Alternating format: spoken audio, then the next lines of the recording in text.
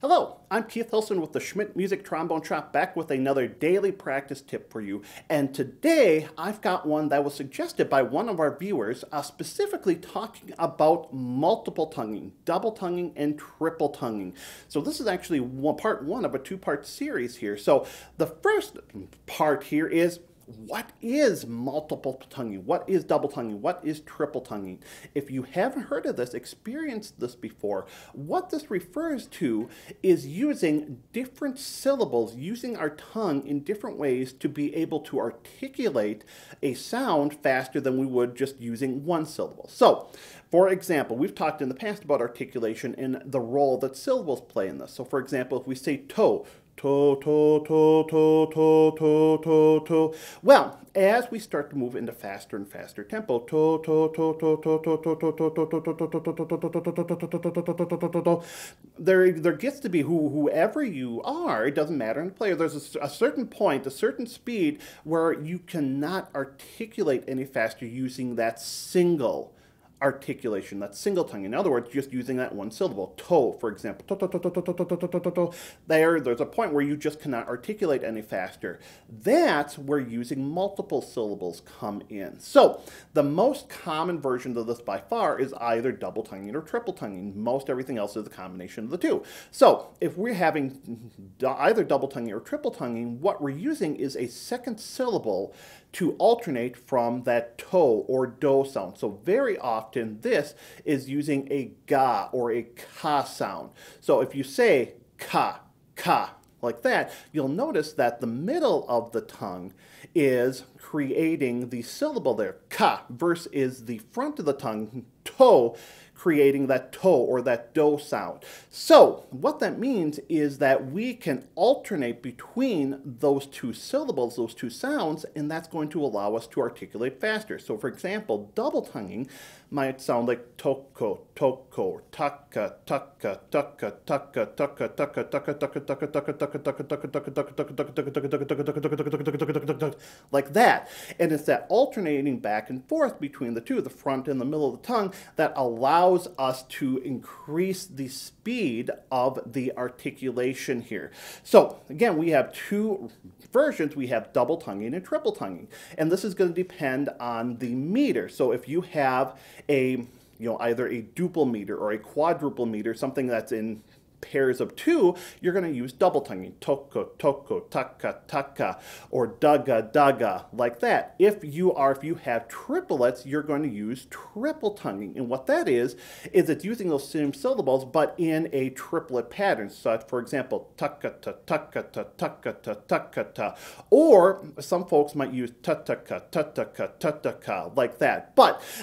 And it depends on what works for you. I tend to be a takata person myself, but there can be some variation in that. So how do we work on learning how to use this multiple tonguing, these different syllables? Well, of course, eventually we want to be using this with the instrument.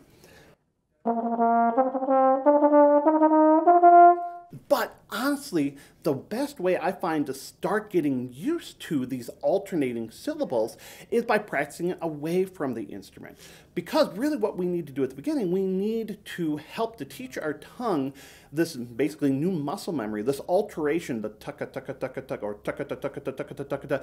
This is a combination of syllables of movement that our tongue is not really used to, and it takes time not only to develop that consistency in learning how to control that back and forth alternation between those syllables, but also, frankly, it takes time to develop the musculature, to develop the endurance as well. We're asking, again, some different, jobs of some muscle groups in our tongue than we're used to with this. So one of the best ways I love to do this is away from the instrument, just on your own. This is something you can do if you're sitting in your room reading, or working on homework, or if you're walking down the street, riding your bike, driving your car, whatever it is. What you can be doing is silently doing. And again, you can do it, sub-vocalizing where nobody ever hears anything. Just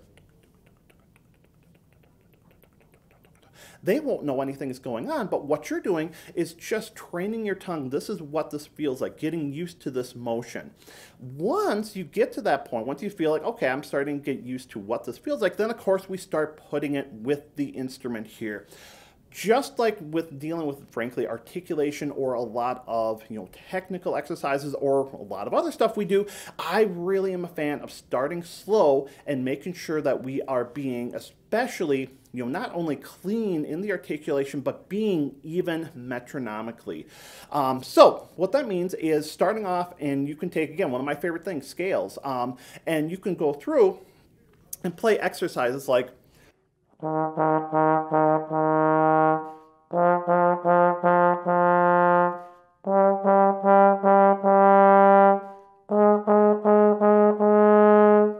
do something like quarter note equals 60 and playing 16ths like that in toko toko to toko toko to toko, and so on and so forth there. And again, really making sure that we're being very even with the articulation. Taka is right on the beat, because as we start to get faster, what happens is if we're not being precise with that rhythmic accuracy, what's going to happen is we're not going to be able to continue that evenness, and what we're going to get is almost this dotted eighth 16 kind of skipping motion, where we're not trying to do that. Instead, we want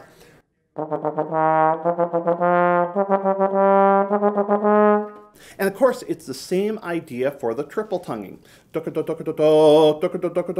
Starting slow and building up. And the really great thing is the two kind of go hand in hand, because they really share the same syllabic ideas.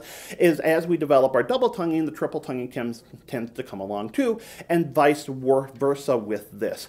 A couple words of advice as you're going through. And by the way, there are a ton of really great resources out there for specific exercise to work on this. One of my favorite is from the Arbenz book. The Arbenz book has a great section on triple tonguing, on double tonguing, really starting off from basics and then getting into more advanced concepts as well. And so that's something I would really encourage you looking at. And there are any other number of really great exercises of methods, etude books out there for the similar concept as well.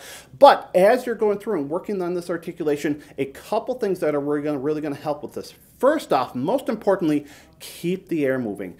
Just like when we're working on a lot of other articulation things, we get so bound up in trying to pay attention to what the tongue is doing and trying to do it heavily a lot of times because we're trying to get that sound to just happen, that we forget to use the air. Remember, the air is creating the sound. Frankly, the air is creating the articulation. All we're doing with the tongue is just shaping it from there. And so if we're not supporting with the air, what we get is where I have an almost impossible time of controlling the sound, of controlling the actual articulation itself, versus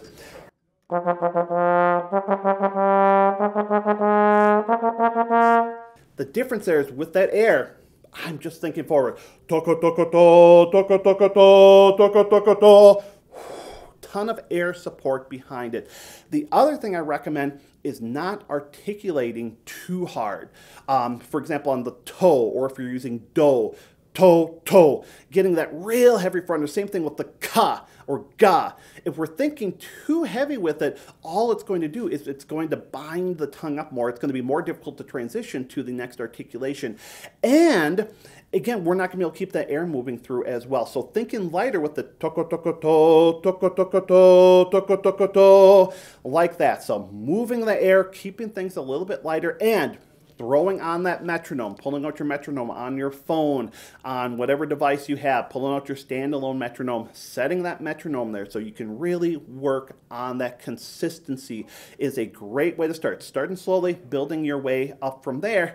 And it's something that takes practice. You have to make sure you come back to it again and again and again. And it's something I find myself, if I haven't done any double tonguing, triple tonguing work for a while, sure, the speed will be there, off the bat, but my endurance, how long I'm able to do it, tends to suffer greatly. So it's something that we have to maintain. We have to make sure we stay on top of. But again, it's an unbelievably helpful tool. It really opens up a whole range of different options for us, rhythmic options, repertoire options to us. It's such an essential tool that if you have not started working on double tonguing, triple tonguing, this is a perfect time for you to start. So, as always, I hope this first video is helpful. Again, keep an eye out. I'm going to have another video coming out here where we're going to dig into a few more specifics, a little bit more advanced ideas with this as well. So, if you've already started working on your double tonguing, triple tonguing, check out our next video as well. So, as always, everybody, I really appreciate you watching. If you have any questions, comments, feel free to leave them with the video here, or you can always send us an email at tromboneshop@schmidtmusic.com.